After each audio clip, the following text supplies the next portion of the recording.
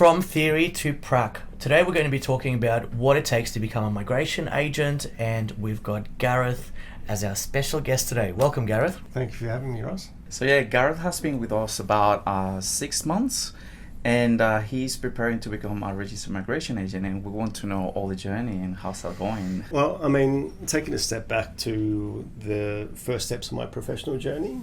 So I did undergraduate and postgraduate in finance here in Sydney, and I worked in investment banking, mergers and acquisitions for the first 6 or 7 years of my career, both in Sydney and then subsequently in Brazil. And then, there was a natural step from Australia to Brazil because I kind of was a little bit burnt out in Australia, wanted to live abroad. Living abroad, certainly in Latin America, the best thing to do is have your own business. So I had my own business over there. With my then business partner, we co-founded a technology company.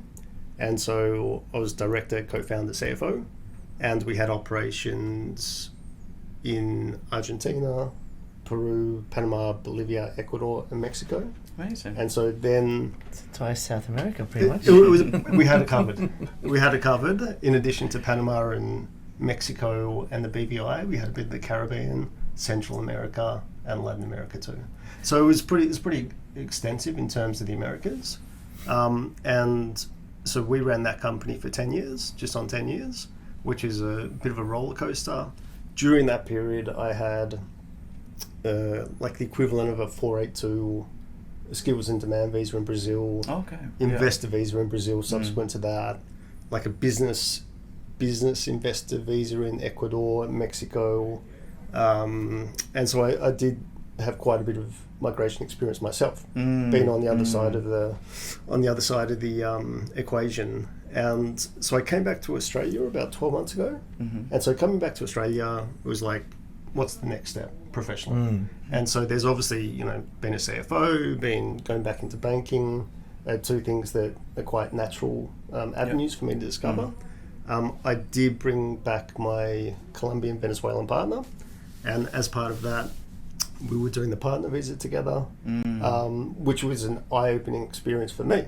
So to do the Australian migration system is quite different to other countries. It's a lot more regulated, it's a lot more professional, it's a lot more strict, it's a lot more rigorous, and that was my first interactions with RMAs per se. So can we safely say that this is what sparked your desire to become a migration agent? Well, is that the starting point? Well, it was definitely part of it. So I've got a kind of a natural appreciation and gratitude for migration in general, just given that I spent myself a migrant for over 10 years in Latin America. I saw the benefits of migration, the benefits that brought to me personally, that brought to me professionally, also the influence in terms of growing businesses overseas, the benefits to society in general. And then so coming back to Australia with the family visa situation, that I was very cognizant of the benefits of migration and responsible migration, and then interacting with RMAs. That's where I really saw that there was opportunity and genuine interest from my part to pursue that career. Amazing. So I can definitely relate a lot with what you have been saying in many areas. You mentioned South American. I'm South American.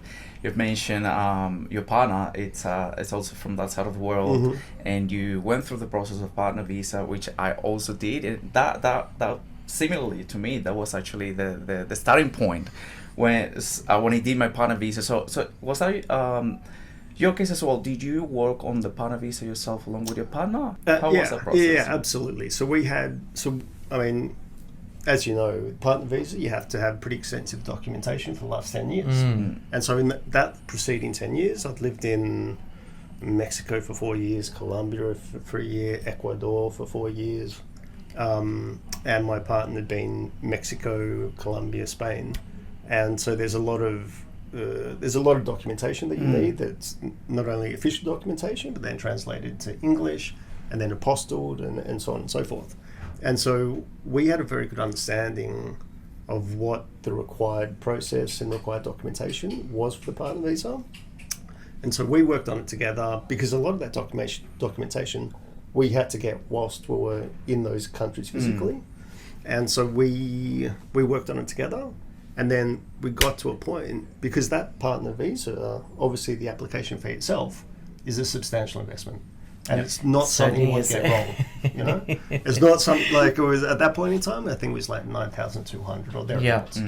And that was me being a migrant in these other countries. I'd always engage with migration lawyers in those countries because Spanish and Portuguese weren't my first language. I was busy with business, so I was looking to outsource that. Coming back to Australia, we spoke to a couple of RMAs. I wasn't impressed. I was not impressed with the level of service. I was not impressed with. I didn't. We genuinely wanted some guidance, and that guidance that was the service offering, I didn't think matched the prices that were being quoted, and certainly didn't give me the confidence for the 9,200 investment, right? Yeah. And so as a result of that, I looked around further, and I was very surprised with how big the industry is in Australia, and I felt that there was definitely a level of service of professionalism that could be higher, and that's what kind of sparked my initial interest. Yeah, it's interesting that you mentioned that as well, how it's fairly big and probably broad as well. With immigration, 65% of migration agents are sole traders. So in terms of the actual numbers, there's not that many when you compare it to, say, civil engineers. But in terms of the businesses, there's actually quite a lot. So you've got a diversity in terms of who provides what service, and I suppose there is that level of inconsistency in terms of what you get. So that makes it a bit, I suppose, harder as a consumer to pick who you're going to go with. Yeah, there's definitely variability in terms of professionalism and prices and kind of a certain lack of uniformity. Yes. And so I had a genuine interest and kind of to proceed with the grad diploma, right? And the grad diploma itself's not cheap, and it's like a course that you need a genuine interest to pursue and to finish. I did have that genuine interest, and also the experience myself in terms of migration, and I did think that there was a certain level of professionalism within the industry that could be attained and should be attained. And being with Crystal Migration, I can honestly say that the level of professionalism that Crystal Migration provides is top notch. So we'd like to hear that. Thank you. We'll make sure we keep that bit in. And you know what? I'm always interested in sort of hearing from people. You've got the grad diploma, but then you go out in the real world and you do the real work. What are some of the challenges that you found in terms of the theoretical component and the practical component of running an application?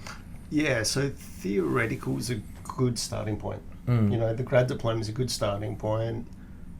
These days, it's a lot online. There's a lot of webinars. There's a lot of PDFs. There's a lot of reading yourself, and then applying to the quizzes or the modules or the assessments online and to turn it in. I'm a little bit old school, I guess, when it comes to tertiary education. I do quite like the face-to-face. I do think there's benefit in speaking to the professors or the lecturers and the classmates and bouncing ideas off each other. That was less prevalent in the grad diploma course. So it is quite theoretical. You are kind of, there's a lot of self-teaching going on to a certain extent. And then, so to have the practical component of, in my case, working with Crystal Migration for a substantial amount of time whilst I was undertaking the grad diploma, hugely beneficial. Hugely beneficial. And then what I found very quickly was that concepts that I wasn't necessarily grasping intuitively in the grad diploma, working with Crystal, it was like almost I didn't need to study for the grad diploma because I was getting way superior education and hands-on experience with Crystal which I could then just apply to the assessments of the grad diploma. Yeah. So it's highly beneficial. You made a great decision to actually put your hands in practice even before finishing the course itself. Yep. I know there is also a grad program, internship program where people can go and do internship, but you actually made a step ahead and forward to even before having to apply to that, you have started practicing. Well, I think I've always been a believer in having robust professional experience as a foundation as a professional. So theoretically, as you know, you could do the grad diploma, and then after you do the capstone, you could effectively be an RMA, open your own business, and there you go. Which I do have reservations about. I certainly think, practical experience and real time in the trenches, doing the applications, doing the advices, doing the briefs, seeing what goes right, seeing what goes wrong. That's kind of what you need, don't you? Exactly. Yeah. So I thought that's highly beneficial, and I wouldn't even contemplate kind of passing the capstone, and even if I was to have my own business, without some very strong foundational experience. Yeah, and look, I completely agree with you there. I can relate back to when I did my law degree. I actually didn't study immigration law as it was an elective. I just studied sort of basic law, but then when you get out into practice, and I've always been doing employment visas, and it is completely different. You've got your foundations in terms of what are the regs, what's the policy advice manual, but once you get into the real sort of the trenches, as you called it, it is a very different experience, because you've got I suppose you've got the business side of things that you need to manage in terms of meeting the business expectations, most importantly client expectations. You've got statutory deadlines, and just some, I suppose, hands-on experience that you don't get taught at school. That doesn't matter what course it is, it's that practical experience. Yeah, and like you're around people like Juan, you're around people, professionals like yourself. So it's like interacting with yourselves multiple times a day. That level of experience that you communicate downwards, that's hugely beneficial. It's practical, and I'm not going to get that in a webinar, for 3-hour webinar on a Saturday, or reading a PDF about OSCE. No disrespect to that, but it's just not what that's going to encapsulate. Yeah, 100%. There's something about online learning, or I suppose we'll rephrase that, there's something about practical experience that you just can't really get out of an online learning, and to say that you're 100% engaged, it can be quite sort of challenging as well. Now, Gareth, you've obviously had a lot of extensive experience when it comes to running a business, managing a business. How do you feel that that's helped you in terms of transitioning into the world of migration? Well, it's certainly helped from just a maturity point of view. So maturity point of view, working in banking, which is quite intensive, albeit more numerically based than writing per se. And then, I was a C-level in a listed company, in a multinational company for quite a few years. So like emotional intelligence point of view, interacting with clients, interacting with staff members, communicating both verbally and orally and written. So with a lot of my experience previously being multinational, so you're writing a lot of emails in terms of to different people of different cultures and in different time zones, and very busy people, but you're communicating important things. So that communication needs to be accurate, to the point, no confusion. Exactly. Which I found to have similarities with the advices, for example, that we sent. So you have to be very clear. Often people have different social backgrounds. They have different cultural backgrounds. They don't speak English, maybe it's their first language. So you need to be very clear, but also accurate, and as concise as possible. So that's had a big influence. Just being very comfortable in the office, very comfortable kind of dealing with high-level professionals such as yourself, such as other business owners for the 482, for example. So it's been beneficial. Yeah, definitely, and I think that's one of the things that it is a huge change. When you do your sort of theoretical component, then you get thrown into real life scenarios. How do you deal with people And I know that sounds like such a basic question, but like you said yourself, there's different personalities, but on top of that, you've got different cultural backgrounds. You sort of almost need to anticipate what the problem might be or what the challenge might be, and you need to be able to formulate an answer that works for everyone, and really understand what's going on. And I think that's a lot of challenge. So having that business background definitely would have been because beneficial. Absolutely, but also migration law is quite objective. There are laws. Yes. It's hard to be too subjective, and sugarcoating things are rarely in anybody's interest. But it is about communicating what needs to be said, but in a respectful and efficient way, to receive a response from somebody who may not be reading it from like their language, or their culture may be slightly different interpreted. So just being able to communicate effectively, and also being a law firm, a lot of that's in writing. Yes. Yes. So it's like everything's in writing. So in the future you can come back and point to the emails, you can point to the communication. So it's been very, very useful, my past background in that sense.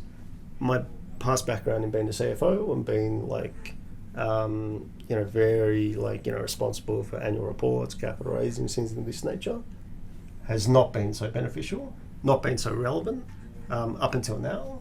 But I do have probably quite a broad professional background than what's required to be in MMA. So having that extensive experience and now having completed the course in migration law and practice, if you had to go back, what advice would you give yourself? The advice I'd probably, if I was to do it again, I'd probably start working with a firm like Crystal Migration maybe 3 or 4 months earlier. Because I started with Crystal probably halfway through my grad diploma course, which was great. For life happens and there's timing considerations, but in a vacuum I definitely would start with a firm like Crystal if I was lucky enough to have an opportunity at Crystal, like probably 3 months earlier, just because my grasping of concepts and my performance within the grad diploma course itself was very much augmented and increased having the practical experience. I definitely second that, because I actually didn't take action that early in advance as you. You started with us as an intern. I remember that. I actually waited for the internship part of the course, and then when I was doing internship, I was like, oh my god, now I fully understand so many concepts that I didn't do before. I think you did very, very well in make that decision. Well, I mean, I'll just say this, like for example, the first week I was at Crystal, Ross was like, oh look, here we generally do 482s, 186s and a few 407s. And I was like, okay. And I nodded and I was vaguely familiar with the terminology, but I couldn't a few weeks later I was like, oh, this is exactly what he's talking about, right? So I mean, just that practical experience just gives everything more context and meaning. And I guess that you were saying you have the opportunity to be around people physically, because obviously we're in the office, and it's easy just to quickly make a question to someone next to you and to explain them in their own words, as opposed to a virtual class environment where you may not have the opportunity to make that quick question. Absolutely. So having this work experience is definitely very beneficial. And it's just like, for example, the Matthias, the guy I sit next to, is like, I can ask him or bounce ideas off him, not to the point of irritating him or misusing his time, but I can ask more questions from him in a week than I could probably in one semester at the course. And I think that's so great about working in a firm that has more than one person. Look, there's nothing wrong with being a sole trader, and I've kind of been both. I suppose I worked in larger firms, I worked in multinational firms, but I found that when you work in a team, you still have questions. I don't think it matters whether you've been in a profession for 1 or 16 years or however long. Questions do pop up because, like you said, the policy changes, regulations change, everything is really subjective. So sometimes kind of saying it out loud and saying, does that sound right to you? Is what I'm saying actually making sense? Mhm. So having a team, it really does help at all levels. Yeah. And I guess, which is now going to be my next question around the capstone exam. So the capstone, this big step and last barrier to be challenged and passed. I guess this whole experience have prepared you in a way better, like in a much better way to the capstone. How do you feel about it? Well, I mean, this kind of, last, call it 5-6 months is that preparation. That preparation is night and day compared to if I didn't have that experience with Crystal, first and foremost. Secondly, we're in, the end of June at the moment. The capstone, next capstone is the beginning of October. So there is 3.5 months or thereabouts until the next capstone, which will give me another 3.5 months of practical experience. And also just with Crystal Migration, Ross having a very strong CPD presence, a lot of the business that comes into Crystal is quite complex. So it's not the run-of-the-mill 402, it's not the run-of-the-mill partner visa, it's not the student visa. So by nature, at least I'm seeing, pretty complex cases, right? They're not vanilla cases. No, Really we don't get vanilla cases. No, unfortunately. It's not a lot of vanilla cases, which is great for learning. Yeah. And so as that relates to the capstone, to be honest, it's still a little bit far away in terms of me having visibility on the content in the capstone. But I think by that stage I'll have probably 9-ish months experience of non-vanilla casework. So that in addition to the grad diploma, I think that would have to place me well. Oh, absolutely. Yeah. If you had to pick one thing that has really catapulted you to be ready for that capstone exam through the work experience, what would that be? Well, first and foremost, I don't think I'm ready for it because I've just finished the grad diploma. Let's celebrate that first, hey? Exactly, right? Small steps. And I mean, to be honest, I would like the capstone to be maybe offered a little bit with more frequency. Because as it is now, it's only offered 3 times a year. Yeah. I'm not exactly sure the reasons for that, but as somebody who is looking to take the capstone, being able to take it every 2 or 3 months as opposed to every 4 months, I do see the benefit in that. In terms of getting ready for the capstone, the best thing I can do is turn up to work every day, do the casework, ask questions where required. And certainly the casework that I've seen and been part of since my time in Crystal, I don't think there's any better preparation for the capstone than that. Yeah. I actually remember the very first visa application that you've prepared, and you sent it across for me to review, which was fine. Technically it was correct. And then when I went back and said, we'll still need to prepare this and that, and I remember you sort of thinking, gosh, that's a lot of work. I saw it in your face. And I said, look, that's okay. We can finish that on Monday. But then just seeing the second application that came through, sort of the level of difference, taking all that feedback on board, and we're able to finalize that within a matter of minutes.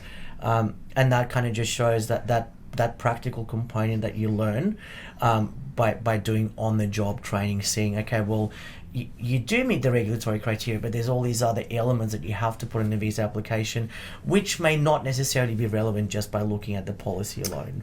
Absolutely, the practical element of it, right? And then there's also, as opposed to the casework itself, there's work around service agreements, invoicing, workflow management with Asana, migration manager with the casework, and so on and so forth. So, and with my professional experience, none of that comes as a big shock. Yeah. But it does bring it together. It does. And that's something that you can implicitly you cannot do with the grad diploma. And I think just doing that week in, week out, that builds strongly. And I'm kind of, I'm not 22-year-old grad diploma graduate, right? So I mean, I do have quite a bit of professional experience. So I'd like to think that the learning curve is probably a little bit diminished in terms of professional output. So by the time I do get to the capstone, hopefully, I'm in good stead. Well, we wish you all the best for the capstone. I'm sure Yeah. you'll do well. Big expectations.